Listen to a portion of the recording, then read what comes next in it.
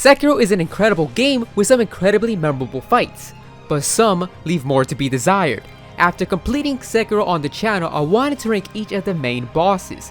Please let me know if you agree, disagree, or whatever in between. So we got an S tier.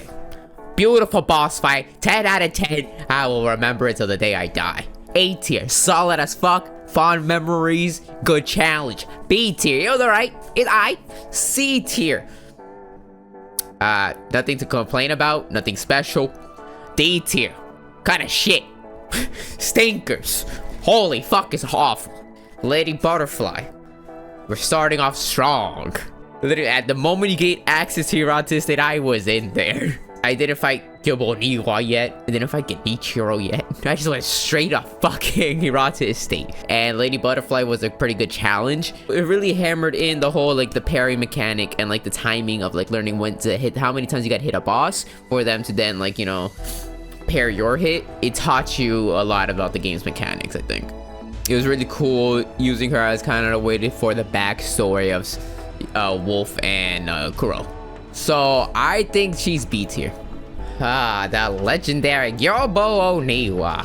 It has the unfortunate circumstances of what happened in that video. I didn't record the game audio and I had to edit it with some fucking music and sound effects. But it doesn't distract from the fact that I beat that fucker in one try. One try. His whole battlefield is actually pretty cool. It's all wide and open. You don't know what the fuck's going on when you jump into that fucking area. And all you hear is fucking this guy off in distance yelling at you. I don't think Gyobo was that hard at all. I'm debating if I want to put him C tier, B tier. It feels criminal to put him on the same tier as Lady Butterfly. It does feel criminal to put him on the same tier as Lady. I'll put Gyobo Niwa on C tier. The motherfucking guy himself, Genichiro. Fuck Genichiro. I really liked Genichiro. I really liked how Genichiro was the first like real threat you encounter in the journey. You're expected to, you know, get your ass spanked by him. Sure, it's possible to beat him like in that first encounter, but I like the fact that I got slaughtered. I like the fact that my arm got chopped off and he took the master from me. And all this made it so when you finally meet him again in Ashina Castle, when fucking Sekiro, aka Wolf, jumps in, prepares to save the master and square up against Genichiro again, it was so satisfying. I don't think Genichiro is actually that difficult, especially because I did Hirata Estate before Genichiro, but Genichiro is definitely an A tier fight. The fucking folding screen monkeys. Oh my god, why are you even on this list? How are you even a boss? Get this shit out of my face. This is the worst boss fight in my opinion. I don't know how people don't think this is the worst boss fight in the game. This barely constitutes a boss fight and it's just like, I never want to do this again.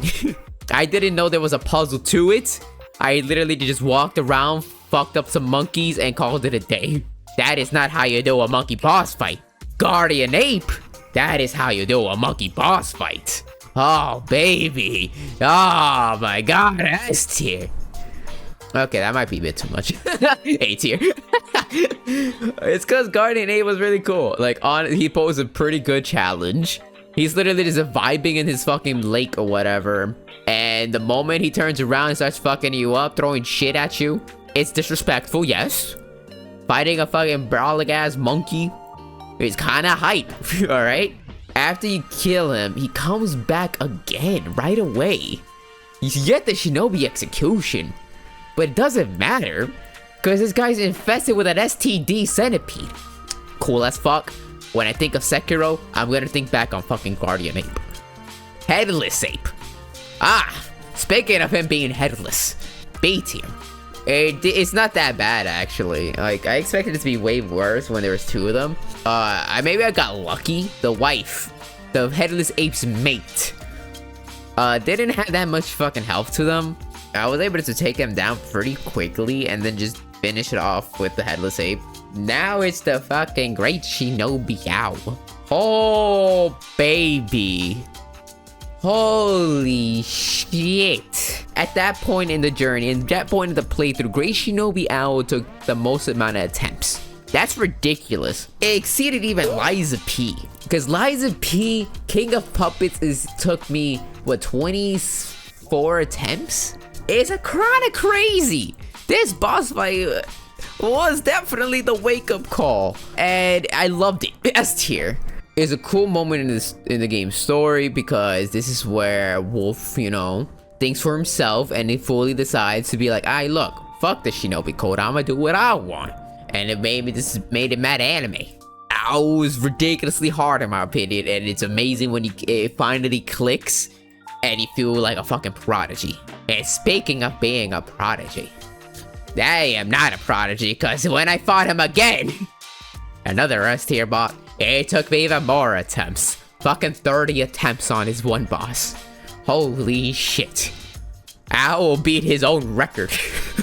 When Sekiro comes to mind, the Great Shinobi Owl and his fucking harder version are both gonna be in the back of my mind. Alright, so Corrupted Monk. I actually like this boss fight. He's not on the tier a Genichiro Guardian Ape, so I think I put him B tier. With Ashina Depths, I really enjoyed that area due to this atmosphere, how the villagers are all these corrupted monsters now. It gave me a lot of Resident Evil vibes, and it made me be really more invested in what the fuck happened to this place. And so when you go at the end of the area and find this corrupted monk, it was a cool moment in my opinion, just because going to a ghost village and fighting a ghost, kind of cool. True Monk had the disadvantage of being right after fucking Chi-Chi-Wei. I beat Owl the second time in Hirata State. I immediately went to Fountainhead Palace and fought this guy. I was already done with the game. I was like, nothing was a threat to me anymore. So I was able to I beat this like really short amount of tries with True Monk.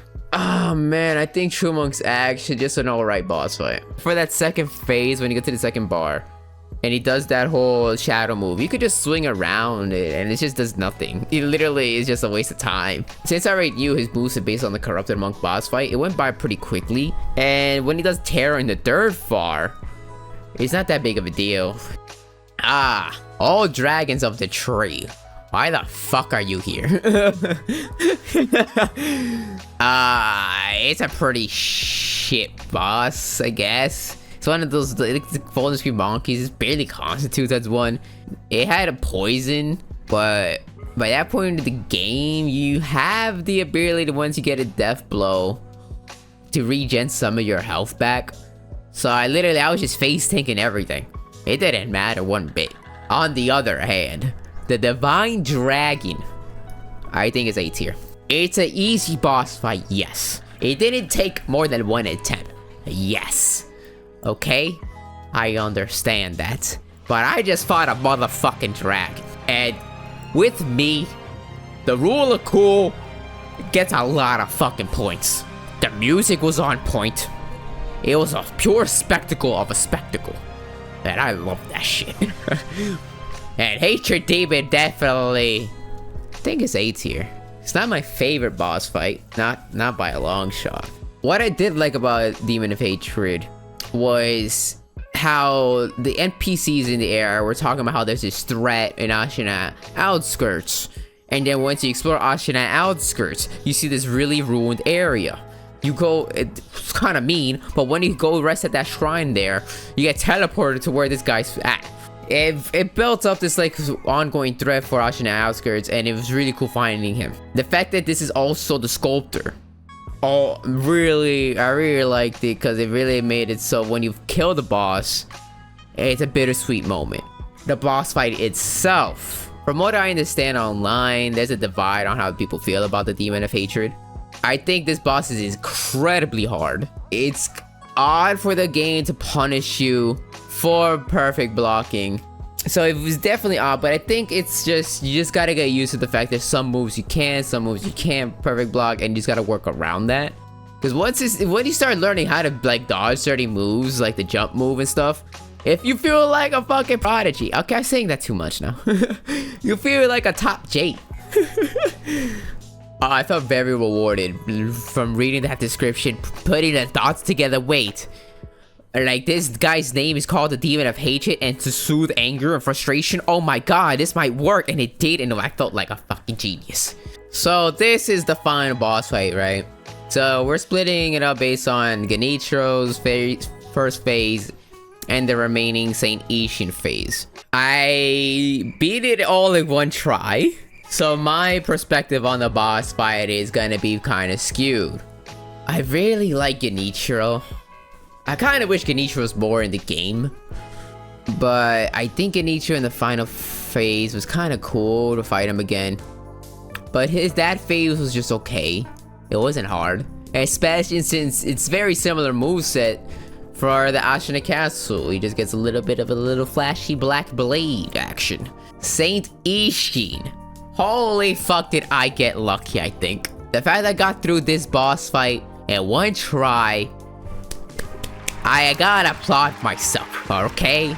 Even though I only did it in one try, I can acknowledge that this boss fight is something special. The fact that it has the 3 bars, on top of Genichiro's bars, to technically had 4 fucking bars of health you gotta get through. The fact that he has the fucking pistol was hilarious, is cool. Him throwing lightning was badass. Like, Saint Ishin had, he could pack a punch. I barely got through that. And it was cool as fuck, and I'm gonna remember Saint Ishin, and I think he's A tier.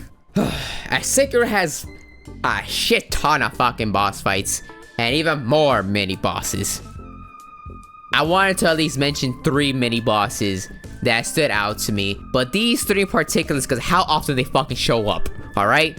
Headless. Holy fuck, Headless.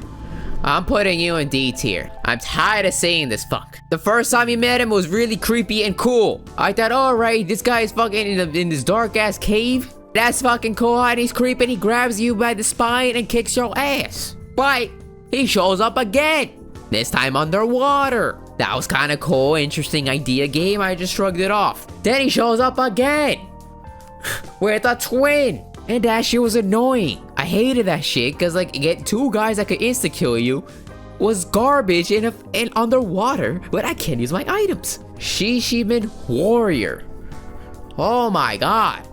Shishiman Warrior, get thrown in D tier as well. Okay, I just wanted to fucking talk about these bosses because they annoyed me. Shishiman Warrior, first time was holy shit, what is this? Ah! I made the fact that he had his own video dedicated to it shows that at first when I made that, it was cool. But then he showed up again in fucking Fountainhead Palace. That was annoying. Like that he kept spamming his Kamehamehas. But then I fought him a 3rd time. It was easy, but I was getting real tired of seeing this boss fight. Ah, yes. Juzo the Drunkard. Juzo the Drunkard, it was just that first time. He'd be A tier.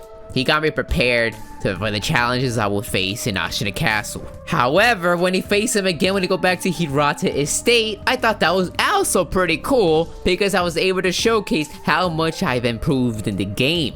Dropping from over 20 attempts to about 3.